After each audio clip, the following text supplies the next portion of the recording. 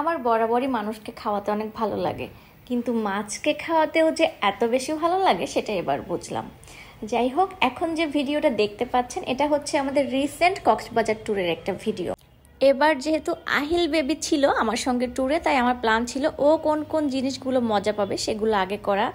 তাই আমরা চলে গেছিলাম এখানে। আর মাছকে খাওয়াতে যে আহিল বারবার নিজেই হা করছিল, আমি খুব হাসছিলাম, বললাম যে বাবা তোমাকে তো মাছে কামড় দিবে, তুমি একটু হাতটা উঁচা করো। বাট না, ও একদম মনোযোগ দিয়ে মাছকে খাওয়াচ্ছিল।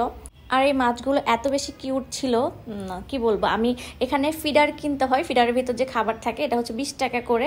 তো আমি একটা নিয়েছি, এরপরে যে না আমি একটু মাছকে খাওয়াই। আর ওরা এত বেশি খাবার খায়, তো আমি জিজ্ঞেস করছিলাম যে এতে কোনো প্রবলেম হবে কিনা। ওখানকার যে কেয়ারটেকার ছিল না, বললো যে মাছগুলো না কিভাবে খেয়ে ট্রেনিং প্রাপ্ত। এরপরে মাছকে খাবার খাইয়ে আমরা পুরা রেডিয়েন্ট ফিশ ওয়ালটা ঘুরে দেখেছি, যেটা কিনা আপনাদেরকে পরের ভিডিওতে দেখাবো ইনশাল্লাহ।